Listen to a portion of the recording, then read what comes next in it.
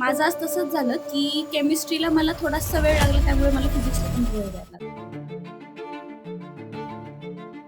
आणि चांगल्या मुलांनी तर हाच विचार करायचा की पेपर टफ आला पाहिजे. थोडं आपल्याला समाधान भेटत नाही पेपर आल्यावर, पण रिझल्ट मध्ये समाधान भेटतं. आणि ज्यांचे पेपर खूप इझी येतात, ज्या शिफ्टचे, त्यांचा पर्सेंटाईल सुद्धा टॉप जास्त जातो. त्यामुळे ते समाधान भेटतं तुम्हाला घरी आल्यावर की पेपर छान गेला, पण मार्कांमध्ये ते कन्वर्ट होत नाही. तर लक्षात ठेवा, नाराज व्हायची काही गरज नाहीये. पेपर टफ आला म्हणजे याचा अर्थ मार्क चांगले येतात. ठीक आहे, इशिता तुझा काय एक्सपिरियन्स आहे आजच्या शिफ्टचा? मला असं वाटतं, की जर केमिस्ट्री आपण जास्त फास्ट सोडवायचा प्रयत्न करायचा, जे थिअरॉटिकल क्वेश्चन्स आहे, जिथे खूप सारं पाठांतर लागतं. तसेच जर आपण करत गेले तर मग ते क्वेश्चन्स आपल्याला पटपट सोडवता येतात आणि त्यानुसार फिजिक्सला जास्त वेळ भेटतो आपल्याला. बरं, म्हणजे पण तुझं काय झालं आजच्या पेपरमध्ये? माझं आज तसंच झालं, की केमिस्ट्रीला मला थोडासा वेळ लागला, त्यामुळे मला फिजिक्सला कमी वेळ द्यायला लागला. कमी वेळ लागला.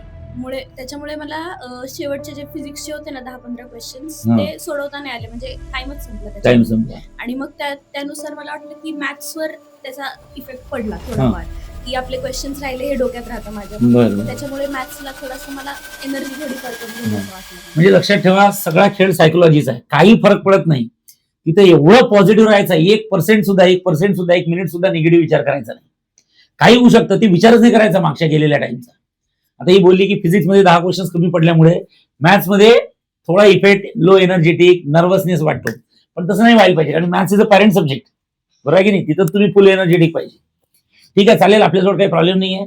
अजून आपल्याजवळ सेकंड अटेम्प्ट आहे. तर आता काय करायचं मुलांनी, फर्स्ट अटेम्प्टला जे तुमचे निगेटिव्ह पॉईंट्स आहेत, जसं तुमच्या आज दोघींचे पेपर झाले, तुमचं पहिलं काम आज बिलकुल पुस्तक हातात घ्यायचं नाही, नोटबुक घ्यायची. मला फिजिक्स मध्ये कुठले कुठले टॉपिक अवघड जातात, म्हणजे मला कुठल्या क्वेश्चन सॉल्व्ह करताना अनकम्फर्टेबल वाटलं. केमिस्ट्री जरी चांगलं असलं तरी काही टॉपिक असे असतात की जे जमत नाही. आणि मॅथमॅटिक्स मध्ये आज पूर्ण अनालिसिस करा, कारण की तुमचा आज पेपर झालाय, आज तुम्हाला ते समजेल बरोबर. तुम्ही 4 दिवस गेले तर तुमचं तुम्हाला समजणार नाही आपल्याला काय जमायचं काय जमायचं नाही. त्यामुळे आज तुमचे ते 3 तास सगळे तुमच्या लक्षात राहतात.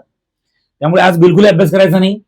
पूर्ण फिजिक्सचे 3-4 पेजेस मध्ये अनालिसिस करायचं की मला सेकंड अटेम्प्ट साठी माझे वीक पॉईंट्स काय आहेत आणि मला आता फिजिक्सवर कुठल्या कुठल्या टॉपिकवर फोकस करायचं आहे. केमिस्ट्रीचे असे 2-3 पेजेस मध्ये आणि मॅथमॅटिक्सचे जे वीक पॉईंट्स आहेत त्याच्यावरच आपण उद्यापासून काम सुरू करायचं. तसे आपण 18 तारखेपासून सुरू करणार आहोत सेकंड अटेम्प्टची तयारी. पूर्ण 25 दिवस. आणि आता सेकंड अटेम्प्ट मध्ये आपण टॉपिक नाही घेत बसणार. ज्या मुलाचे जे वीक पॉईंट्स आहेत त्याच्यावरच आपण फोकस करणार, जेणेकरून आपल्याला ते अजून पॉझिटिव्हली काम करता येईल. बरोबर.